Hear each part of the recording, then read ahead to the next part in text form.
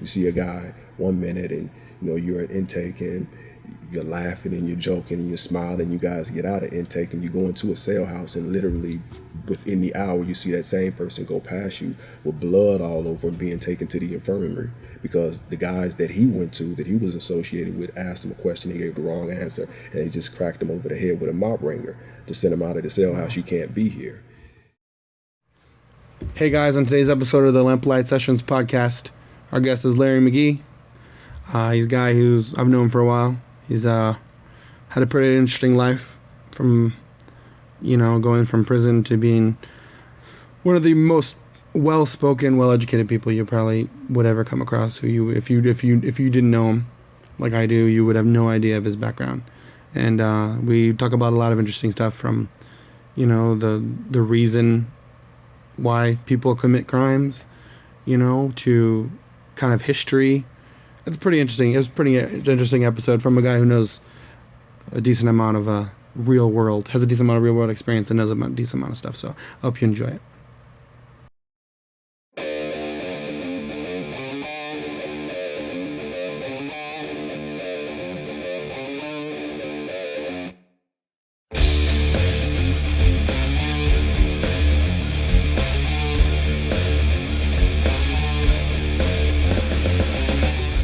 All right, here we are, once again, live and in color.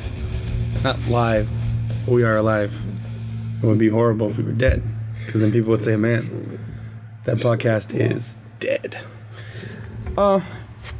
There, we've known each other for a long time. I can't say how many years, but I want to say it's many. But for anybody who's watching who doesn't know you, let's just open up by just telling us a little bit about yourself. Well, I'm from Chicago, from the south side of Chicago. Grew up in the public housing complex known as the Robert Taylors. For those who lived there throughout the city, that was known as the projects, the Jets. That was my upbringing, pretty much. The Jets, the projects. I don't know anything about that. So kind of impoverished, would you say? Yeah, the projects are the ghetto of the ghetto, right? So definitely there's large scale poverty, and people don't have much, but they make do with what they do have, and it's not an easy place to grow up or to live. I was reading this morning. This is actually an interesting thing because I wanted to ask you about this because you've been to prison.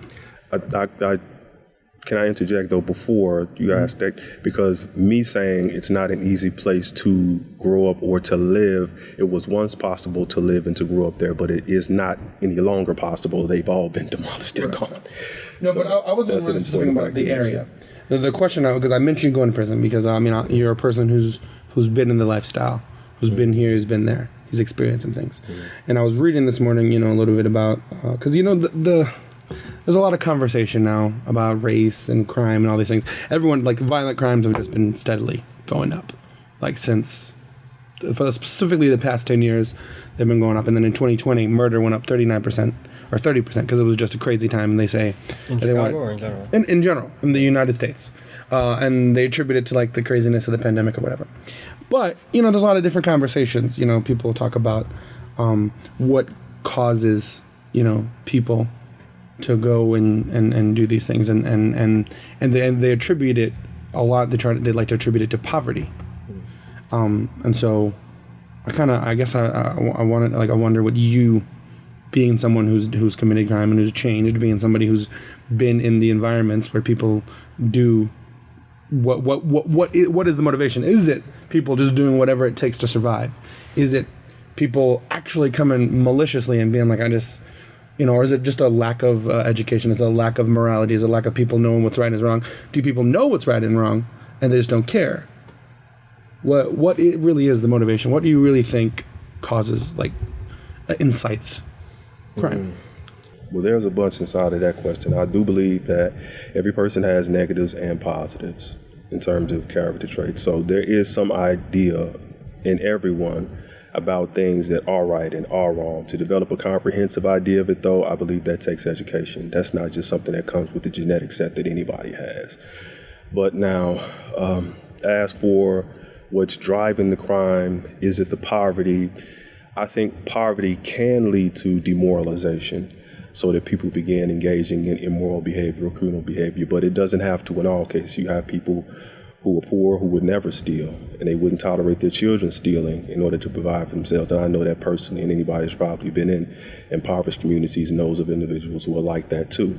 So that then establishes from an evidentiary standpoint that a person being poor and not having much doesn't lead to an individual doing things to take from other people or even to hurt people. It doesn't lead to those kinds of desperate measures that we see taking place with others. There's another component driving that. What that component is boils down to character again, what's been placed inside of the individual.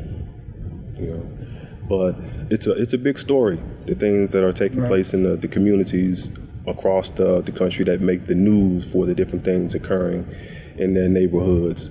We had an opportunity to speak about it before. A lot of the communities, when looking into them, you'll find that there's a heavy component of street organizations. Depending on who you talk to, they will be classified or labeled in different ways. Some people probably prefer to say gangs and all of that. But to talk to the people who are involved in it, they view themselves as street organizations, street/social organizations. At one point, I was also a part of one myself. And there's a whole history that goes along with that isn't often told, but needs to in order to have things be placed in correct perspective. Because it's not just what people see today. There's a yesterday for all of that. Okay, so what is that history? For someone, I think a person might find it surprising. It goes all the way back to, and I've thought on it, I think probably the best place to start is, I think you'll be surprised by it, it's like shortly after the Civil War.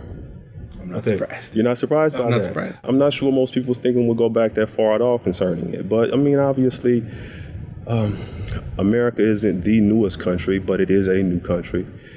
And some of the events that were taking place during the country's inception, we've now, from an ideological and a governmental standpoint, got away from condoning. Legislation was involved in all of that. And we've been trying to figure out our way as a country and all of our diversity since that. And I think the story definitely traces back to that. So you have this period where we're coming off of, people who were at one point in involuntary servitude. And then that gets basically cut out legislatively anyway from a legal standpoint. There's a lot of questions as to the legitimacy of it, whether or not it just shifted to another, framework, another conversation, to have, or it could be this one if you're interested in, I don't know. But constitutionally, of course, the idea of involuntary servitude, which came to pretty much dominate the environment, the economic environment in the country pretty early on. It didn't start out that way, but it definitely progressed towards it pretty quickly, where it was just a labor class, and we were pretty much accepted to be that. And it wasn't just one culture that was represented in that, though after a while, one culture kind of became the face of it and definitely got the brunt of it.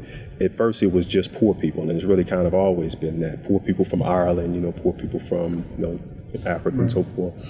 But so we get away from the idea of that kind of thing being okay. Constitutionally, we say neither in the United States or any place subject to its jurisdiction can any person be placed in involuntary servitude except as punishments for crimes whereof the party should have been duly convicted of a crime. Neither in the United States or any place subject to that jurisdiction can any person be incarcerated unless they've been duly convicted of a crime. Now, that's a loose paraphrase, but that's the 13th Amendment, right, that does away with slavery. So a lot of people say to themselves, I really just shifted it to the penal system. And once more, that's a whole big conversation, too. But coming off of that, you have people who are basically trying to figure out what they're going to do now, after that. You have involuntary servitude, it's basically your life.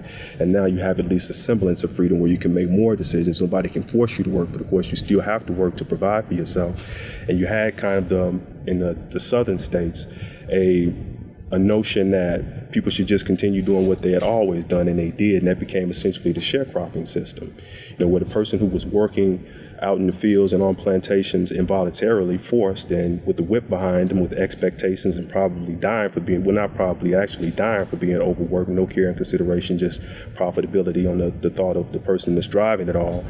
You now have that person who doesn't have to do it at least anymore. I mean, if he makes the decision to do it, nobody can go to the authorities. If he walks away from it, he doesn't have to worry about dogs chasing behind him because of it. But it's all he's ever known. And so he makes the decision to stay on doing it with the idea that there'll be somewhat of a compromise. All right, so the guy who owns the land, and in this way it begins to reflect basically what took place before the establishment of this country. And I've always said to myself, that's probably one of the greatest ironies in it all, even now, how willing those who are oppressed are willing to become the oppressor, how we're willing to do the same thing to others that have been done to us, as opposed to becoming disgusted by that idea and saying we would never do that to someone else. But you have basically the same setup, because with feudalism you have people who own the land, and then you have peasants, that were working underneath them, and they would work them from sundown to sunup, same kind of thing, just different complexion if you pay attention to those kinds of things.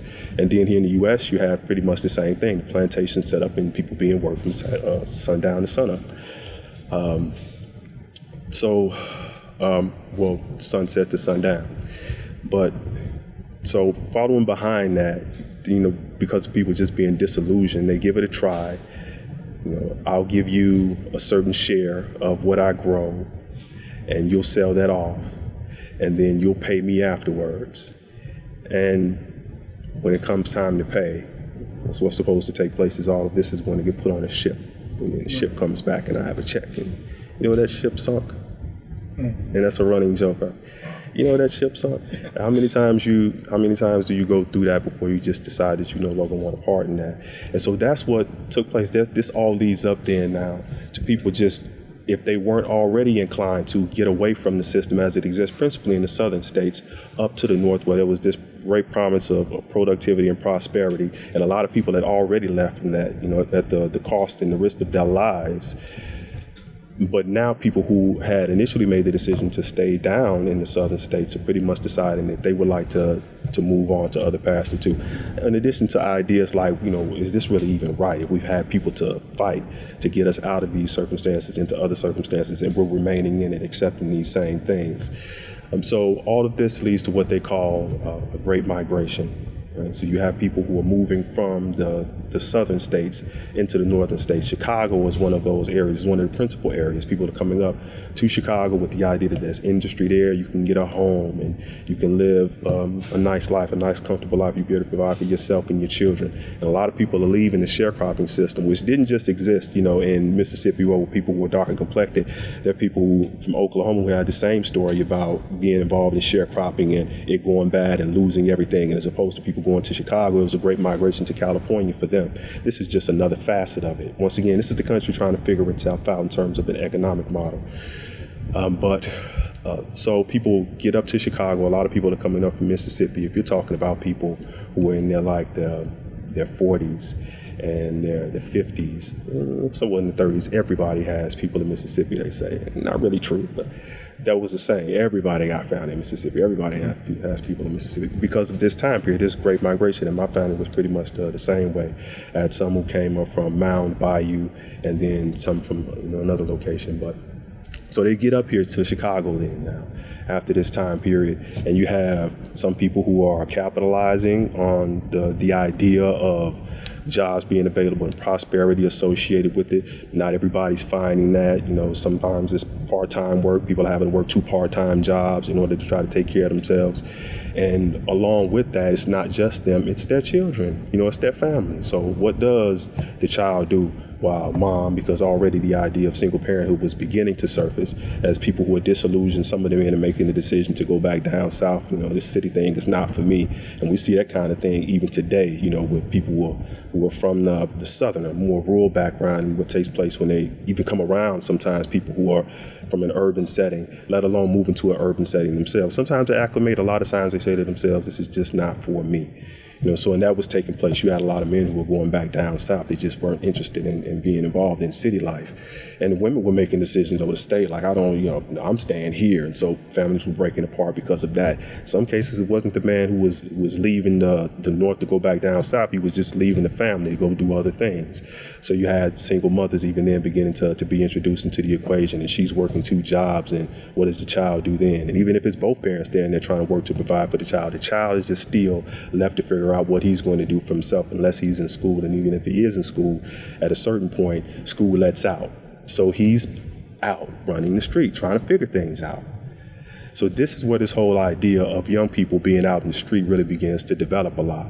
And you have these various groups. Like if this was a school right now, very quickly groups would start to develop. Like people with commonalities would begin to gather together in little groups and so forth. And so you had that same kind of thing. You know, all these people coming up from Mississippi and children out in the street, and they began to form little groups in their neighborhoods. And this is the inception of what we have, or what we see today, and what they call street gangs, which are actually street organizations, street-slash social organizations. They're not groups that started with, some guy that's 50, 60 years old and says, you know what, I'm going to start an organization or a gang or whatever, and I'm going to get all of these. It was young children running around the neighborhood, parents at work, off doing whatever, in their little groups who decide to name themselves, 14, 15 years old. And what we see with these groups is essentially the progression of them, over the course of time since then. We're talking about like the 60s. The whole thing with the Civil War, we're talking about the middle 1800s. Like the 60s around there. And then going into what we call the Great Migration, when people are beginning to rethink things, it's like 30 years later, 3 decades later. So we're like at the beginning of the 1900s. And then by the 60s, 1960s and 70s, this is when you're having mass people move up north.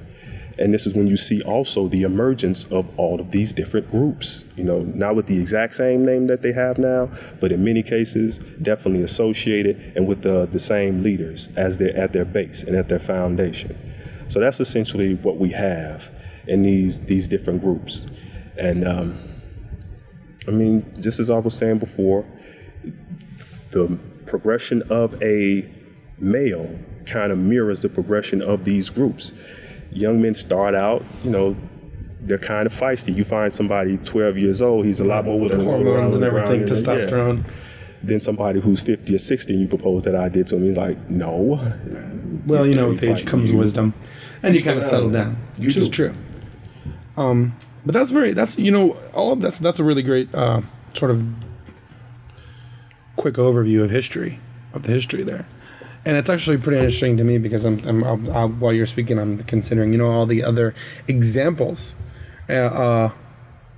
which, the way you just laid this out, it involves, it's a multifaceted issue. It came from not just a racial thing, not just impoverished, because some of this was just people having time on their hands, too much time on their hands, and no leader and no guidance. But when you talk about, it's kind of interesting when you talk about other groups that have formed what we'll call organized crime. It's kind of a similar, not the same exact, but similar circumstances where they're very working class, not the rich people of society, not the people running the country. They're working class, just doing jobs, and they feel sort of disillusioned, For example, like the Italian Americans felt, they felt like they kind of, or the Irish, when they, which isn't as talked as much as the Italian mafia, but there's the Irish mafia. There's different varieties and different versions. But they came, the Irish people came in and felt like they built the country off their backs. So these kind of people feel like they did all this work, and then they're kind of treated in a specific way. Right, they're treated, specifically when you talk about around World War II, when we're at war with Italy and we're at war with Germany, and we're, and obviously, when you go to war with people, when you go to war with other people, certain mistreatment is almost, you would say, inevitable, the way we are as humans sometimes, because we're very visual, and we recognize the differences between you and me, and so we have this person where it goes, okay, we're at war with these people, and like, okay, well, how do we know? Well, they're, Italian, they're black, whatever. They look different, they talk different, they act differently. And then it's like when you talk about things like internment, where in World War II, where we, with the Asians, because we just felt like, we were concerned, like, they're in the country, they could be working for Japan or whatever, whatever the reasons were. Obviously, I wasn't alive back then, so I don't know what the reasons were. Each person's reasons were, because obviously, prejudice, bigotry, and then eventually racism and things like intolerance come in from that. And so people get treated and lumped into stereotypes, right? Where you look at, and it's not always wrong too. Not to mistreat people is not always wrong, but the idea of stereotypes, like there are commonalities between groups of people. And so then these people, they feel sort of disillusioned, and then they start trying to make their way. and we're going to say, oh, well, we work together, we organize, and we do this and we do that. And then, like we've had conversations before where they're businessmen, but they're willing to go farther than other people are, than legitimate businessmen are. And then we see in the construction of our country, legitimate businessmen become legitimate after they were involved in these things, and then they they make a lot of money, and they don't really need to kind of go around and exercise certain outside of the law. They would say, we try to skirt around. So it's not technically illegal. I'm just, exercising power, whatever it is, whatever way they, And so it's pretty interesting how the commonality is there with poverty. Of course, there's differences in how it came about, which is, I think that racism is a much more bigger issue when we talk about African Americans than when we talk about Italian Americans, and there's much more there's a much bigger divide. Yeah. Right, and then the history is a lot deeper with African Americans because it goes before America, because America wasn't the first country to enslave people, and America came from other countries. We were born out of Britain, and before that, but it was people don't even recall, if they don't, like you said, if people aren't going to go back to the 1800s, they don't even go back farther and understand that when America was first discovered, it was a war, it was a battle between several different countries to kind of get rights, and eventually Britain winning out, and then obviously we rebel against Britain and become America. But you had Spain, people talk about Christopher Columbus, who was working for Spain, who was I don't know if he was Spanish, I think he was Italian. I'm not sure off the top of my head. I don't recall. He was under the but he was under their flag. He was and then your conquistadors and all these people who came in and went to war with not the Africans, with the Indian Americans. I don't know if they call them Native Americans, whatever you want to call them. There's different varieties, because the conquistadors are famous for fighting people like the Aztecs and more Southern America. And then obviously the history kind of unfolds and it begins to kind of form more around North America, because United States of America kind of dominates around that time, begins to dominate history, the conversation of history as it's being formed. It was Italian. He was Italian. Israel? He was Italian. Israel's the Google. He's our Google guy. Was he working for Spain, though? He was working for Spain. But he was in Italian. He was Italian, that's right. See, I did not know. That's why they were both dancing around in your head, because they're both involved. Yeah, and they're they're kind of similar. They're in the same area. Not that they're the same. People think I'm saying all of you are the same. No. But it's pretty interesting. But now the conversation becomes, because now what do you say, right, as a person who's African American, who's committed crime, who's also reformed himself, but who's been in these positions, and so you have an idea of what you believe is the reason why all these things start. But some people tout certain numbers and say, well, I believe is between in 2008, I think it was 1980 to 2008, the numbers where they were talking, I believe it was from the FBI and crime statistics, that African Americans only make up about 13% of the country, the United States, but they're touted as being responsible for 50% of violent crimes. And then we have, now obviously the number changes, because in 2013 it changes, I believe. There's some stuff in 2013 where it's down to 39%. But then the conversation now, because I mentioned earlier 2020, the conversation they were having is like, well, I was reading the article this morning where it was talking about how in 2020 it had jumped. Then we're getting a little rain. It had jumped, I believe, violent crimes or murder specifically jumped 30%. But all violent crimes went up about 5%. Property crimes, all these things went up.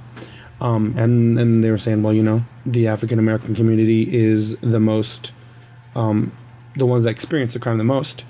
But the numbers, there's 39, it's around 40% of the violent crimes they experience, but they're also around 40% of the violent crimes are perpetrated by African Americans.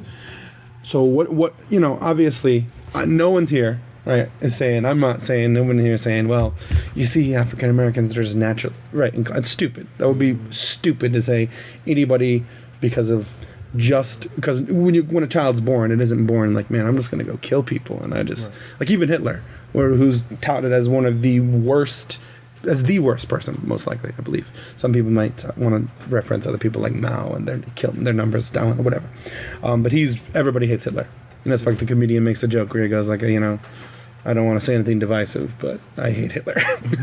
And they go, like, it's funny because everybody hates him. But there's people always have that moral conversation of, oh, if you could go back in time, right, would you kill baby Hitler? It's like, okay, Hitler, even as a child, didn't come out evil. He wasn't born hating Jews. He wasn't born murdering people.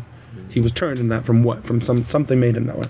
So obviously it would be stupid to say just any race is just naturally inclined to anything, to any crime, to anything. Right, but certain people would quote those numbers and say, so really, I'm just asking you, like, what do you think is the reason why those statistics exist? Why, and how does that rest in your mind, having the experience where a lot of people who are quoting these statistics have never been even in the same area where these crimes are being committed, or where people of that variety or of that color are committing these crimes, or the lives that they're living, the culture that they're living, this is the circumstances they're put into. I am of the belief that there's only one race, right? One species of beings, and that's mankind, or that's humankind. We're all a part of that, just different cultures. And if we're thinking about it in physical terms, or phenotypic terms, which is the physical, then we all have different expressions in terms of our complexion and all of those kinds of things. But underneath it all, we're 99.9% exactly the same. We're all human. We're all the same species, right? Just different cultures and different breeds. As for what we see taking place with the culture that's identified here in the U.S. as Black and African American, and the crime rate, and a lot of that ties into the penal system that we were talking about before. I think it traces back to what we were talking about before, where once again, what you have is a shift in what was taking place and essentially was driving the country. You had people who might have disagreed with it, but they didn't disagree with the taxes that were coming forth from it.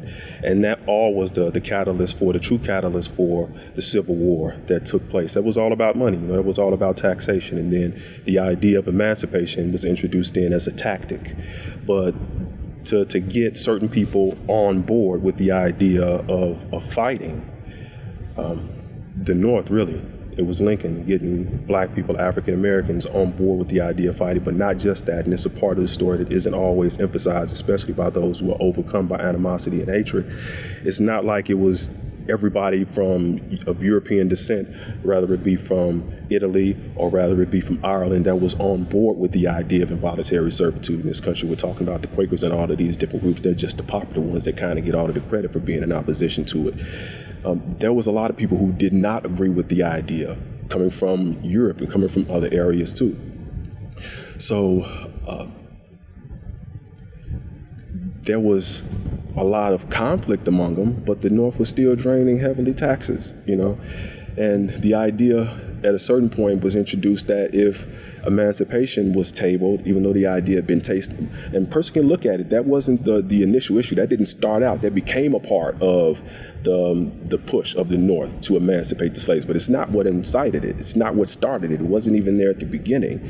Somebody fired, an official, a person in the South fired actually on a government post that was coming from the federal government in the North, and that's what started it. So this idea of emancipation is introduced later, essentially as a tactic to get African Americans, and not just African Americans, but people who were sympathetic to their cause on board with the cause of the North to fight against the South, and it was effective. It worked.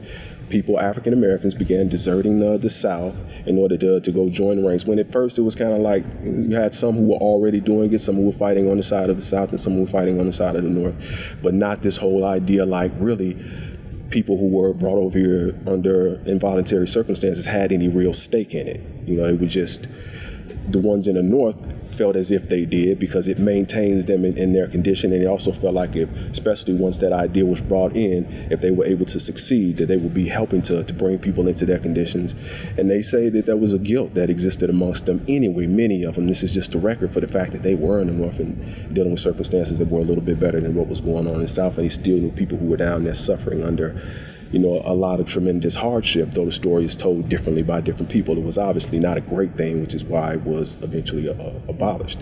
I think just to interject for a moment there, I think it's also important to know, you're talking about politics, huge thing about politics. And the motives and the thing, politics itself become super complicated, and it's never cut and dry. Hey, we want to just release slaves, and it turns into a very complex of some people who are not pro-slavery, but they have certain ideas about states' rights and all these other things, and so it turns into this super convoluted conversation that everybody boils down into. Hey, there's these people up here who said black people shouldn't be enslaved, and there's people down here who said, yeah, they should, and they're not even humans. And it's not, that's just a part of the conversation, which I think is kind of what you're saying. And it becomes a lot more complex today than what it would be back then. There's a lot of vitriol involved in it today. It's just almost entirely animosity and fighting. And while there was a difference of ideas back then, and obviously this led to armed fighting, I don't know even then that there was still as much of what I see going on today with politics, from what I've observed. And our ideas of right and wrong have evolved. Yeah. So you have, though, in that, so as the amendment, the 13th Amendment, once again comes out of that. Once emancipation is put on the table, and you have large-scale former slaves who are making their way up into the North in order to fight people who were in the North, who weren't involved in it, who were making the decision now to fight. Lincoln's idea, or those who were behind him, and he kind of gets the credit for the idea, is a success. And so much as getting people on board with war can be seen as a successful thing.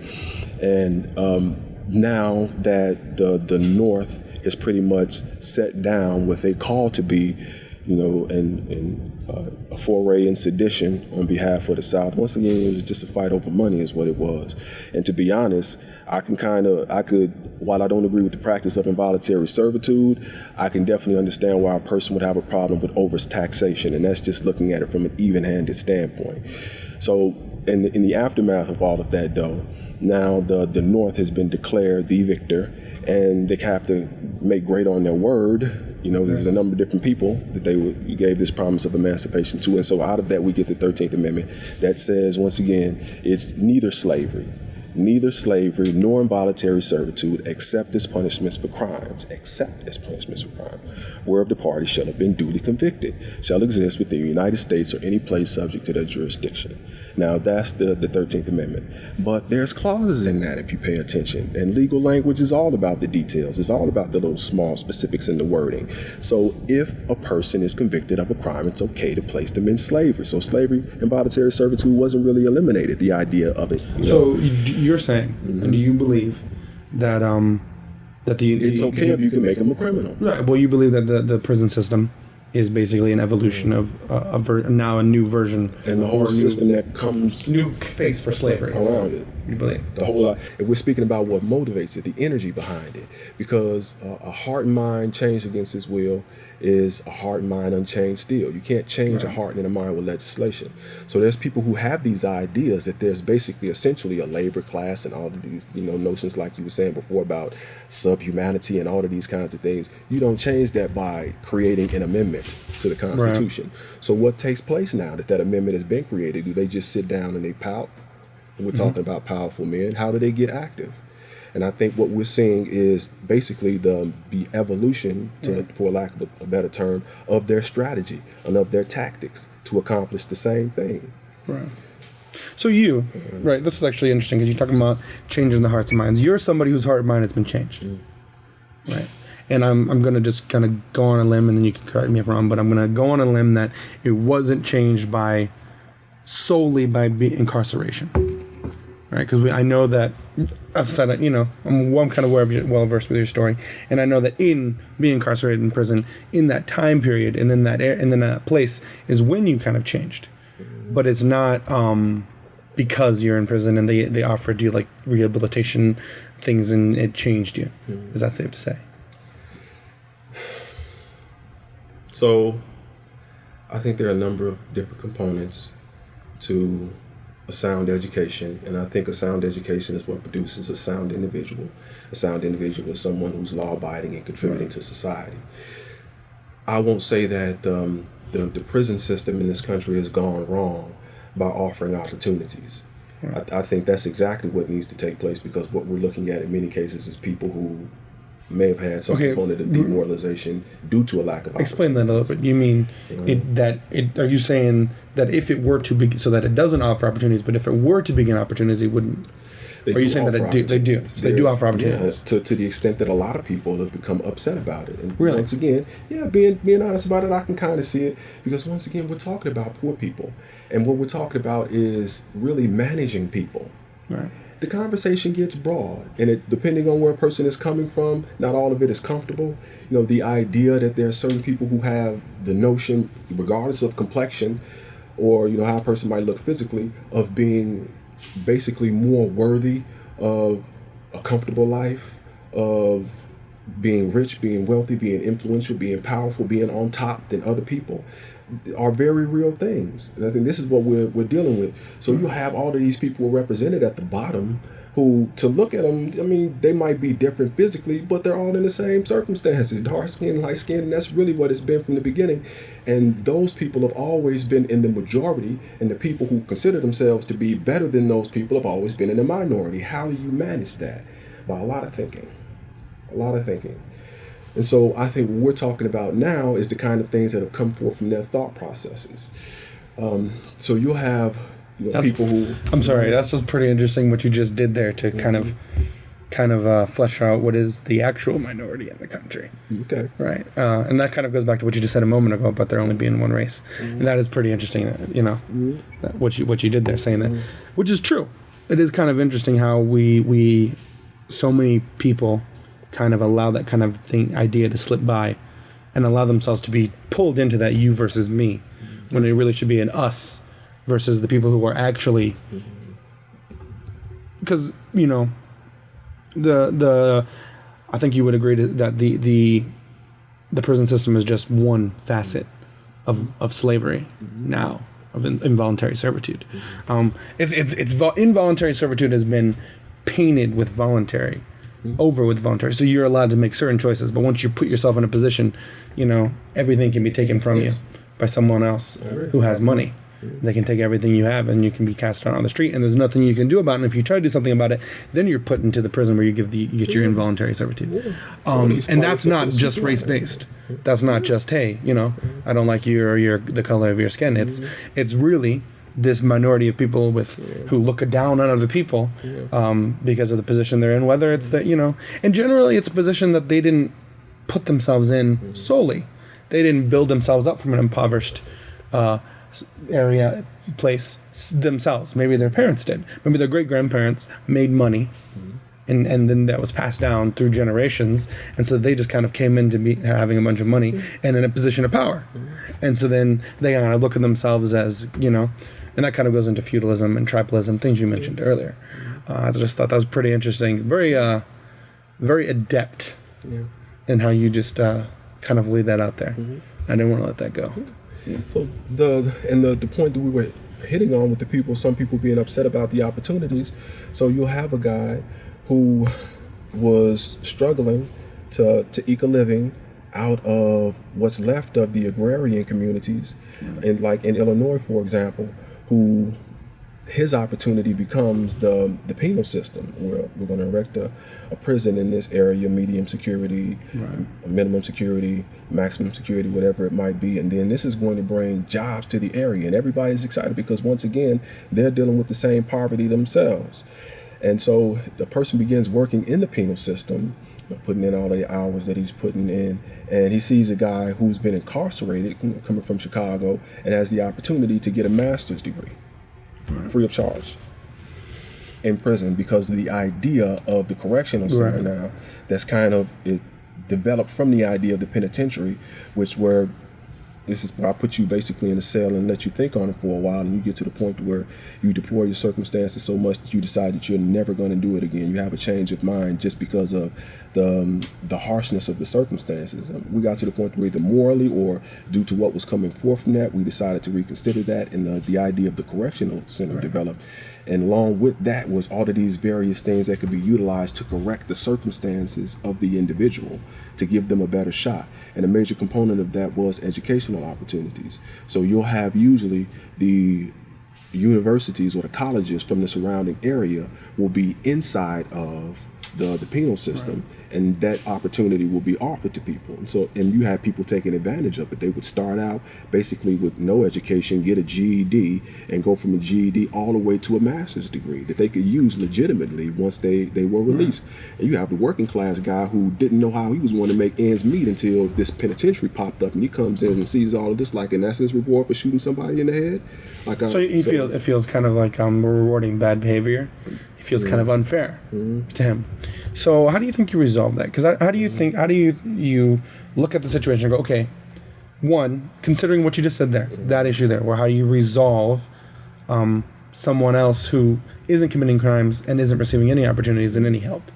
But at the same time, knowing that if you're in a position of governing a place and you go, we have these laws, these rules that people have to follow. Like, you just can't steal people's stuff. You just can't. There has to be some sort of consequences. And also, part of it is just containment. Knowing, like, hey, this person over here has decided that they know the law, they know the rule, and they know they're not allowed to do. They can't hurt other people, and they don't care. They still say to themselves, I am going to. Like, I don't feel like I need to follow these rules. I can take other people's belongings. I can hurt other people if I want to, and unless they can stop. If they can stop me, then they can stop me. But if they can't, well, then what are you going to do about it? Well, we can't just allow that person to run rampant, as we see in situations in Oregon where, they kind of had created a little area. They said the police weren't allowed, and now people are leaving that area because people are getting raped and murdered because no one's there to enforce consequences on actions.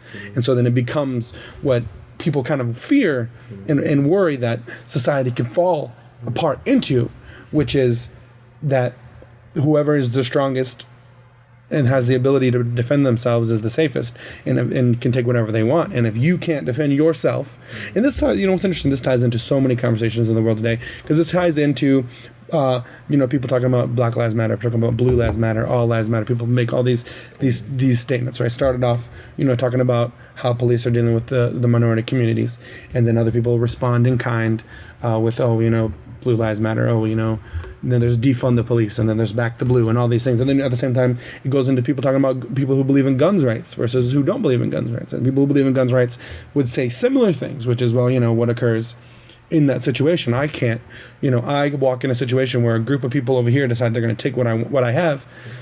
With my bare hands, I'm in trouble, right? But if I have a weapon, I can equalize the numbers, right, and defend myself. And so people don't want, we don't want society to fall into that. So we have to kind of enforce, at the most, just protecting people in a society. So what do you think is the resolution, is the answer there?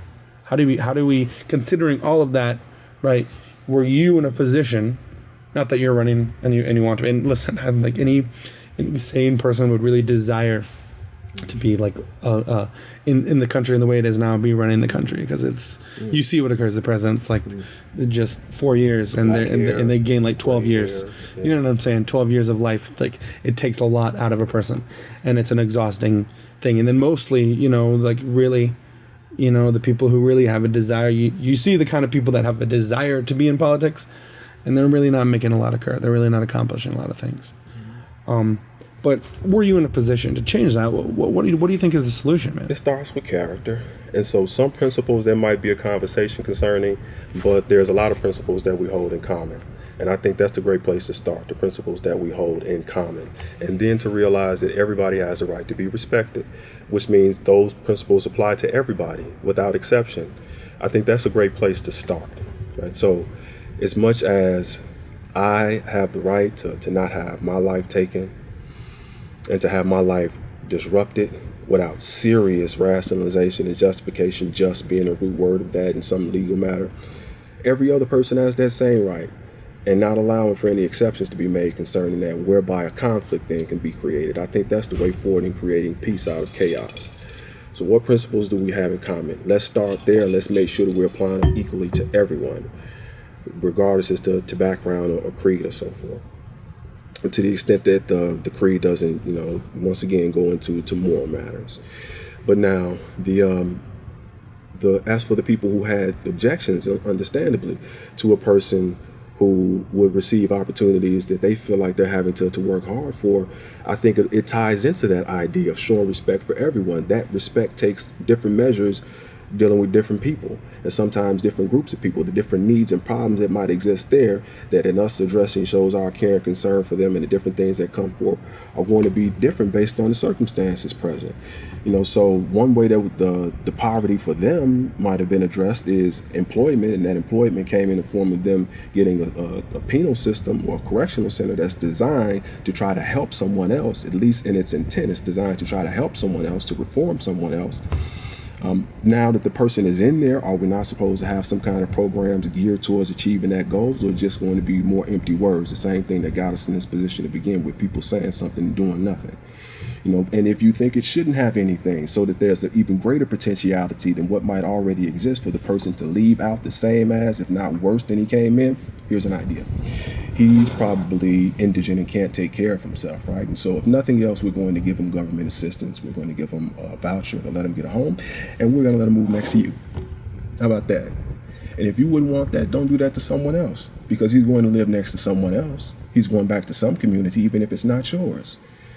So I think the care and concern we show for everybody is doing everything that we can to help someone to become a better person when they're obviously experiencing challenges with regard to that. And the more challenge, the more care we should show. So I'm all for the programs that exist and the opportunities that exist inside of the correctional centers. But once again, a well-rounded education is what leads to a well-rounded and sound individual, and any sound education also has to have a moral component. You have to have the conversation about morals at some point in order to instill a value for them within the individual. So it is more than just what his grandmother taught him, or more than just what he heard coming forth from somebody who was a spiritual leader, on television or in the community. He has to see the use for those principles and achieving what he would like to have in his life, and understand why it's important for other people to have the benefit of having them at work to protect and to promote their lives as well. Right. So what about, which I think kind of in a way is the same thing. One of the things you're saying is offering instead of a person having to go to prison and commit crime to then receive the opportunities and the education that could change them, offering that from the beginning, so that a person comes up from the beginning, and obviously including morality is an important part of it. I think that's very obviously kind of necessary, because even when it's not, we see people who have the other varieties of education where they learn how to accomplish and grow and make a bunch of money and be successful, but they don't have any moral foundation, and so they're cutthroat and they can damage the environment, and they can hurt other people. There's numerous big businesses, they're super successful, but some of the things they're doing, you wouldn't agree with, you wouldn't want to see, whether it's not just that you wouldn't, are just wrong, right? It's situations where people are just taken advantage of, where the little guy is just kind of stomped into the dirt because I have the ability to do it, but I don't have the morals to have a successful, be morally successful as a person overall. Because I think then in the long term, you can talk about success, right? Every amount of money you make personally won't go anywhere with you once you die, and you can't use it. It's you don't have any, when you kind of consider if you kind of consider man, I'm trying to get super out there, but if you kind of consider the realm of just human history, name one business, big business that's existed for thousands of years, that's can say we have been, we're a corporation that we have been selling people this for this many thousands of years, and we've been making right now people might talk about recently we ran into industrialization and all these things, but the idea of buying and selling wasn't created when technology increased and we started the Industrial Revolution. Right, certain ideas got morphed, but it's the old saying, there's nothing new under the sun. There really is no new idea. The idea of credit, right, didn't start with credit card companies. Other people thought, hey, other people before when we had other forms of trade, we said, hey, I'll give this to you and you can pay me back later. But, give me a little more money. Give me a little, banks weren't the idea of someone borrowing and usury, as you would call it, has existed for a very long time. So, but there's no business corporation, nobody, we have people from history, but it's even if you look at our society today, there's people in history who are huge, who have accomplished huge things, who people my age, no idea who they are. and you ask them, like, have you ever heard of this person? And they'll be like, I don't know, what is he, a pop star, a singer? No, he built a nation. Okay, but they don't. So your imprint on the world is finite, and so by that measurement, right, true success wouldn't be what you can acquire with your hands. Now, right, it would be more of the imprint you leave on other people, because that will affect other people. So if you're just here and you just rip people off, people will rejoice when you're dead or whatever. Or if you go in your own lane and you just develop it. But if you help other people become better, then they in turn, most likely, if you build this sort of this pattern, will do the same thing. And then you've started something that maybe it won't be attributed to you, and no one will say, hey, Larry is the guy who taught us how to do this. But that, for someone who was watching, if there was somebody out there who was watching the entirety of human history, if it was unfolded as a movie, and they could see, they would be able to notice that trend. They'll be able to track that trend. So obviously, moral, I think it would be safe to say morality is true success. Being a moral person is real success. Because in acquiring like peace of mind, right? Because if you even deep down, like even if though you can try to convince yourself, and it is true. Some people have pathologies where they can't feel certain things, and there's sociopaths and psychopaths. But overall, in general, people, we do have things like guilt that come up. We do have things like we do recognize sometimes when we've hurt other people was right, was wrong. But to be able to acquire true peace of mind, even if you can't acquire great possessions, is a very I would think be more valuable to you. But as I was saying, I think it's safe to say morality is true success. So when I was asking you just before I started this whole rant, is offering these things earlier, so that really the incarceration system becomes a null thing, where it's like, okay, instead of and you don't have the situation of this person committed a crime and they are opportunities and I didn't and I'm not, because everybody's given this opportunity, this education, and so then they have the education there and they're given an equal start, right? Because we understand that there is really no true just like equality of outcome, right? And you can't expect that, because if somebody doesn't put in a certain amount of work, they don't deserve the same thing that someone else put work into, right? If you went and built your own house, and this person over here is just like, I don't feel like building a house, so I'm going to live in a tent. They're not entitled to half of your house. They're not entitled to anything you built with you did. But you can then you would understand that if they came from if you have a beginning, a different equality in the start, where we go, okay, this person is going to acquire more because they were given more. It was exactly like if you were born in an impoverished community, right, versus someone who has given an inheritance, they can invest that inheritance and make more money with that. You're born in a impoverished community, you don't have money to invest, right? You have to get a job. This person may never have to work a day in their life because they have all this money, and they can just invest that, and so they can just kind of go do whatever they want with their life. And so they, if they were driven, could educate themselves, most likely, definitely with much more ease than a person who was born, without money or into a position where they didn't have that financial leg up. Yeah. Well, I'm not adverse to the idea of luxury, but especially during a person's formative years, I think hardship produces great things. So that we have a lot of people being born into hard circumstances, I don't know that I'm so much, against the idea of it, to be quite honest. Now, somebody deliberately setting out to make it that way, that's another thing from a moral standpoint, for one person to deliberately try to undermine the life of another individual. But for an individual who's facing difficulty and hardship and trying circumstances, that will make you stronger. And stronger people, I think, is what we need in order to change the situation in that community around to begin with. So the challenge is they make for the solution. They make for furnishing the kind of things that are needed for the solution, which are strong people, strong, morally minded people, though, like you were saying, because that's just like the beginning of it. Having a strong moral foundation that you won't steal is excellent. That you're willing to work is excellent. That you won't do something to hurt other people is excellent. But your life can be a lot better even going forward from there based on initiative and your willingness to work hard, to set positive goals, and to strive for them, like we were just saying a moment ago.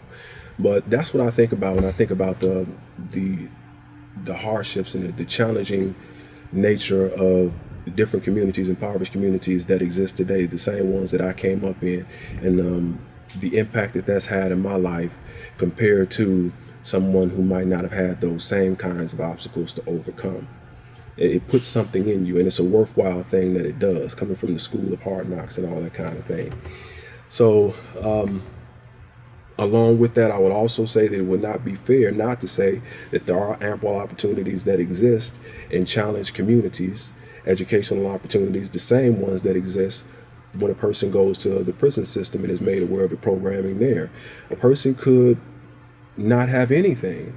And if the educational route is what you're going to pursue, and that's not the only path to success beyond the moral. If we're speaking about economic stability, I mean, you can become an entrepreneur, and you don't have to be a college-educated person in order to be a successful businessman. There are a lot of businessmen who've never been to college who are quite successful. If their metric is, the amount of profitability that they've been able to generate. So I think it's in all fairness, that must be said. A person could pursue education even before ever being incarcerated and dealing with incarceration, and there are just as many opportunities available to them there in terms of scholarship and those kinds of assistance grants, that they could succeed without having to go into the system. But now, as for the different groups, and we didn't get into that aspect, a lot of the different groups that exist in the community are based on that kind of idea of pulling yourself up by the bootstraps and not necessarily looking for a handout. Yeah, we were born into a life that isn't easy, but this is how we can be successful even still, by being knowledgeable, by being wise, by being understanding, by having an appreciation for love as opposed to hate, for life as opposed to taking life, and by being loyal to the things that we believe in. These are the kind of principles that represent the foundation for these groups that are in these communities. They live their life according to it, though. But a person would only get on the news as just some young guy whose uncle might have been involved in him, and he's taking the idea of it and he's carrying it on with him and his gangbanging. We had that conversation, being the difference between gangbangers and gangsters. A gangster is a businessman, and gangbangers are those who are involved in senseless violence. Gangbanging is senseless violence. Gangbangers are those who are involved in senseless violence. Gangsters are businessmen, and so they're basically people who are trying to make their way economically, but they're aggressive businessmen, and that's what sets them apart from other businessmen, is that they're willing to use aggression, so that you often find them coupled with gangbangers to achieve that end, in order to achieve their ambition and end, which is really the money. But the difference between them and the gangbanger is he probably doesn't have his mind situated on business at all, outside of when he needs money to buy what the latest guy on the television had. And once he had that, he's okay. But the businessman, his mind is always on that, just like other corporate executives. So that's the distinction and difference between them. But now, as for the organizations themselves also, and that's a component that we were hitting on a little bit earlier but didn't bring much depth to, it's just like any other organization where you have people who are convicted of crimes. They have different character. All of them, each and every single individual has a different character, similarities, but where one person might be involved in a particular activity, and that might even bring them prosecution because of those activities, I think it's unfair to put a moniker on the entire organization that he belongs to if it's just that one organization because of his activities. More than anything, an organization should be defined by its manifesto, its intent, its creed, what it is ideologically. And from an ideological standpoint, all of these different groups that occupy these neighborhoods and these communities that a lot of this violence and crime is being seen in, it's the kind of principles that I was just discussing a minute ago, where if you have people who are involved in it and knowledgeable, it's about love, it's about life, it's about loyalty, it's about knowledge, it's about wisdom and understanding. And these are things that are floating around and in conversation among people who are really genuinely a part of it and consider real with regard to it. And there's a progression from that to more mature ideas like educational and political and social and economic development, and the value for peace and unity, right? And these are the kinds of conversations that take place. Now, once again, we're talking about people in motion, the process of growing and developing from a young man to an older and mature man. Once again, a young man is okay with brawling and rumbling, and that's feisty, and that's kind of mellowing out as he gets older. All of that is seen in the groups. But there's definitely in that, in advocating for education, even before incarceration, the idea that one does not have to have a handout in order to succeed, or comfortable, cushy circumstances in order to succeed, that a person can be successful in life if they make themselves knowledgeable and put forth initiative anyway, that exists there. It could probably use a lot more support than what it gets, though. I would agree. And now, as an adult, you've learned a lot of lessons. And so obviously in that position you would make changes. But tell me a little bit about that. What is in this situation? What a situation are you in? What occurs that causes a 14-year-old boy to be in a position to make such insane decisions that even like people, adults aren't in this, aren't in that exact situation and don't make those kind of decisions. What circumstances put you in that position?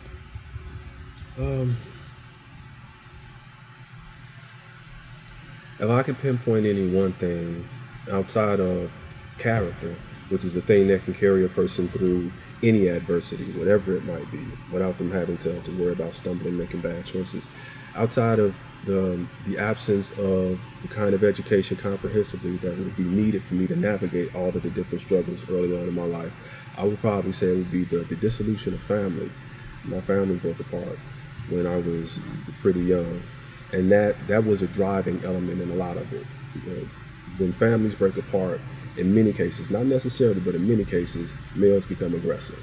It might even be the females, depending on the situation, and especially these days. But what we're talking about now is actually scientific things. They've noticed this. I remember when I was growing up, there was a commercial, though television wasn't huge back then. But when I was growing up, there was some television available. It went off, though. Can you imagine that? Like at a certain point, the television went off, and you have to go do something, probably sleep, because it was like 12 o'clock at night. And there was just like the Star Spangled Banner playing, Wow. telling you to go to bed. But when it was playing, there was this commercial. And then after that, it would just be a loud sound. If you didn't get the point then with the Star Spangled Banner, it was just this huge, annoying, loud tone. But there was this one commercial that kind of pivoted off of a study that scientists had done with elephants, where there was a herd of elephants, and there was the male and the female that had been responsible for siring a calf, and they took the male out of the equation, and the calf just started going crazy, right, acting all different kinds of varieties of wild, and kept up that way as long as the male wasn't there. But as soon as the male was reintroduced, the behavior stopped.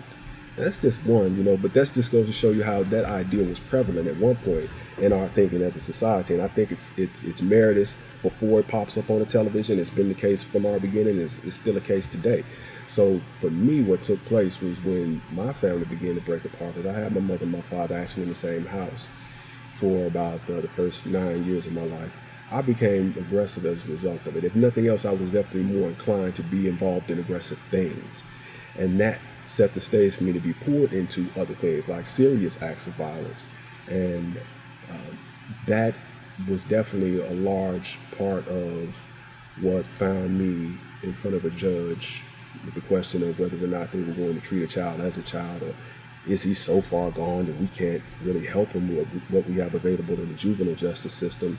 Should we refer him instead over to adult services? Does he need more long-term attention? I think we do, so they charged me as an adult, and that's how I end up with 23 years at the time they had what they call day-for-day time. They called it day-for-day good time, where we'll immediately slice your sentence in half. And this was something that was instituted as a result of overpopulation. It was one of the measures that they came up with. We'll automatically cut your sentence in half and give you a day for every day you do, but every day you earn is also a day you can lose, depending on your behavior. So it was that kind of a thing. And, I was charged and given 23 years, ended up doing 14 and a half, because while I was inside, I still had issues, obviously. I received additional time. And what kind of issues are you talking about here? Well, I was inside still committing crime. All right. So that's the point that I was making before. You can't change a heart and a mind with legislation. So you still had that aggression. I still had aggression, and it wasn't just aggression that I had issues with. So do you think, in terms of immorality, do you think even at this age, it wasn't a massive wake-up call. It takes something to wake a person up more than just placing them in a different environment. Right. It does, which is what the penal system strives to do. There has to be an educational component. So I mean, that was essentially what drove it off for me. It was the break apart of the family. And the break apart of the family led to a tendency towards aggressive behavior. And the tendency towards aggressive behavior escalated and ultimately manifested itself in one of the most violent crimes, if not the most violent crime, just taking someone's life. For that, I end up in front of a judge, and they determined that I need to be sentenced and basically handled as an adult, because if there's a child inside of this young man, we can't see him outside of his size. And that sees me then going into the juvenile system for a number of years, navigating all of that, which is just complete and total insanity. You can imagine how wild children are to begin with. And then you have children who are just essentially all thrown together in an environment with a few people to watch over them. And they aren't even just the usual children that are feisty and that have issues. These are children who have severe issues. It definitely works to provide the kind of environment like we were speaking earlier, where a person can be strengthened mentally, because you have to learn how to take care of yourself. You can't depend on somebody else being there for you all the time in order to shield you from danger and protection. And in that kind of environment with children and all of their craziness, even then at that young age, a lot of mental stuff starts to develop, mind games, so that you learn to be more aware. It forces you to mature quicker. I can remember there's at least one occasion, there was one guy, and I mean, he had a pretty noteworthy, for people who value that kind of thing, reputation. Coming from the streets, I knew about him before I'd ever met him, and I mean, he was all joyous and glad the first time I met him, and a couple weeks later, he was gone. He ran, and before that, I had seen him broken down and in tears. And what had taken place is people had gotten a hold of him, got into his head, and they completely and totally drained him, manipulated him into doing all of these various things. And he never thought once about what was taking place. He was just being taken along for the ride. And so for him and everybody else that was paying attention to it, like me, that's a pretty early wake-up call, that trust is something that needs to be earned instead of just being given. Because of prior associations, whatever the case might have been, you can be completely and totally wrecked and hurt in ways that you'll never get past if you don't grow up pretty fast. So that's all of what was that experience early on in juvenile. It really doesn't get much different as you go into the adult institutions. The same thing is there. It's different in so much as you have older players now. And the consequences, the stakes are a lot more severe. People's lives can be taken, and that's essentially what takes place. That you see a guy 1 minute, and you're at intake, and you're laughing and you're joking and you're smiling. You guys get out of intake and you go into a cell house, and literally within the hour you see that same person go past you with blood all over and being taken to the infirmary, because the guys that he went to, that he was associated with, asked him a question, he gave the wrong answer, and they just cracked him over the head with a mop wringer to send him out of the cell house. You can't be here. It definitely gets a person to a point to where, if nothing else, immaturity is not going to be your flaw going along in life. Right.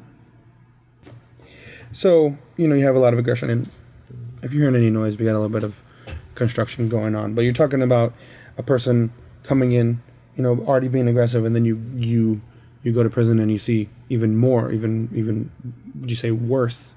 Yeah. Does that intensify your aggression as well and make you even more of a violent person than where you were before you even came in, where you already were aggressive from, the experiences you talked about, losing your family, being split up, being in a single parent household. And then, obviously, I mean, when you're talking about murder, you have a decent amount of aggression already, or at least it comes out at some point. Does that increase your aggression going in prison and seeing, It does not help. That's for certain. It adds momentum to it. That's for certain. I mean, if to be doing something already is one thing, to be doing that same thing in an environment where it's accepted and promoted, where it's congratulated, of course, that's going to worsen and exacerbate it. So is this a daily thing too? Seeing people every day. It's screaming and yelling. It's high intensity. I remember, and I didn't get it. I had to see myself through others. And today, I still make an effort to do that. But I thought this is 7 years after I had began to make my change, having become a person of faith. I thought I had mellowed out significantly, but I still had portions of things within me. So that when I was initially released, there were a couple incidents, like with people that I felt weren't as supportive of me over the years during my term of incarceration as I thought loyalty would dictate. And police were called, and I'm like, I thought it was a huge response. But what I found out from them layers, it was my response that was huge, that they were horrified. They thought I was literally getting ready to do something that would require me to be back in there for the same thing when I wasn't nowhere near that. I was just expressing my discontent with various things, but the intensity of it coming from an environment that was so intense.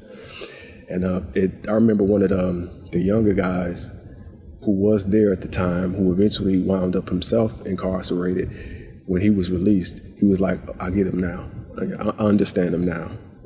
All of the intensity that we saw, I get it now, that he was inside of there. It's all day, every day, even through the night. There might be a few hours when people are resting, but definitely during the waking hours, it's insanity. It's people indulging in insanity and deriving perverse pleasure from it, So, in prison, right? Mm-hmm. You change, you turn. You become, not you turn like, you turned. Mm-hmm. you flipped. But no, but you grow, you grow up, become a man. Mm-hmm. Literally, like physically, you go in at 14, so you weren't a man when you came in, you were still a child. And you grow up. Couldn't tell me that, though. Well, I'm a man at 14. But charge me as a juvenile, though. Go ahead. And obviously you're dealing, we talked about you just mentioned, talked about the area, the experience. So how do you, in the midst of all this, become the beginning of who you are today? Because obviously, like you said, you haven't got everything out, because when you came out, you still had some tendencies, but you did make certain choices, right? You did choose to become a better person. You did choose to grow your character. You did find, you lost that desire which you came in from, where you were inside, you were in crime, you were in gangs, you were doing whatever, and you kind of lost that idea. Street organizations. Social organizations. And you, well, I think, It can become a conversation, and depending on the person, different persons, different classifications. Right. But for somebody that comes from it, but the point is, right? You're not involved in that anymore. Now, when you come out, right, what is it that turns you around? Well, I think it's definitely the case that, as we were saying earlier, as people mature and they're allowed the opportunity to grow up, in many cases, that's represented in behavioral changes based on realizations. Your brain starts to kick on, for one, and that's a whole conversation I'm not sure if you're willing to go into, but and definitely younger people probably would have trouble embracing it. I would have at age 13 or 14 or 15, but you don't even have all of what you're going to have in terms of your thinking capacity until you're like 24 years old. There's portions of your brain that aren't even on yet, and along with the fact that we aren't using it all to begin with. And so as more of it becomes available to a person, you become capable of greater thought and thinking of things in different ways and analysis and all of these kinds of things. You move away from being so emotional instead. So the behavioral changes had to do just with that maturation in terms of the machinery that we have with respect to decision making. But it's not just that. What are you making your decisions based on? There were, as I was mentioning earlier, different principles that have been placed in my mind, even from my involvement in the streets, being a positive and productive person, and being dedicated and having determination and being disciplined. Be prepared. Proper preparation prevents poor performance, all of that kind of thing. But when you're young, those are just things you hear. You don't really internalize them and start living them out anymore. Somebody giving you that coming from a street organization, and many children, when they hear those kinds of principles given to them in the household. And one of the traps of older people is that we could think that young people don't hear us when we're talking because they aren't so responsive, because it doesn't manifest itself in changed behaviorisms. But the truth is, it's in there. And once it goes in, as they mature, it stays with them. So a lot of the ideas that were placed in my mind as I had the opportunity to progress and get older, they started to congeal. I started to see the application of them. And along with that, I also become a religious person. I develop faith. So I believe that is the primary factor in it all that leads to me becoming a completely different person. Because none of that should be a person's religion, even when a person is involved in the streets. If the streets is your religion, then that's a problem. The streets is your faith, and you need to rethink your faith. Not even people who are involved in that advise that. So there was never any sort of any animosity towards the idea of a person gravitating towards religion if they wanted to anyway. And in fact, there was encouragements to do so, man. Have a belief, have a faith. And it was the faith that I became a part of, which is the House of Yahweh. It became my foundation that really catalyzed, I would say, 99% of the change that people see in me today. Is anybody you're from your life, in this time, like, get upset with you or disappointed in you or frustrated with you because you're not deciding to go back into the life? I think there were expectations. That things were going to proceed as they normally do. If nothing else, this interview is being conducted in Abilene, Texas. I'm from Chicago. So, and I didn't have to travel to get here. I live here. So if nothing else, there was that expectation. You live for how many years expecting that Larry or Sarge is going to come back to the community and we're going to see him. He's been gone for over a decade or something like that. And you don't get that opportunity. And you find out he's gone somewhere else. You ain't going to get to see him. He ain't going to talk to nobody. Like all of these years we've been holding him up and keeping his name alive. And, where is he? So I definitely think there was some discontentment by people who don't entirely understand. There are people who do get it, and I appreciate the ones who do. That environment is a driving component in character. That's one of the things that I believe is such a limiting factor for a lot of people. Why some people feel and just don't get it done. Somebody ends up putting flowers on something before they put them inside some dirt. It's because they didn't realize the importance of environment for changing themselves if their goal was to change themselves. It's not just environment, but environment plays a big role in it. And for some, it might not be as important as others because we all are unique. But for some, it's definitely that. Man, you need to change where you are. You need to change your environment, and a different environment for different choices. If nothing else, that'll make it easier for you. And that's what it's been for me. It might not take that for other people, might not have took that for other people to succeed and to change, but it did take a change of environment for me to be able to do so. Now, following behind there, I think there's some people who don't get that. I think that's selfish of them. And they might have, something to say in response to that, but I don't see anybody that truly respects me, anybody that truly has a genuine regard for me, having a problem with me doing what's best for me, to be my best me. Okay, well, we're kind of running out of time. So one of the last things, I just want to give you an opportunity, to kind of give any advice to anyone who might be in a similar situation you were in, trying to get out of it. What, any advice you would have for them? So, obviously, what we're speaking about is a person making the determination to move in another direction. That necessarily represents them growing and developing into a different individual. That involves a lot of things. If we're speaking about a starting place, I would say education.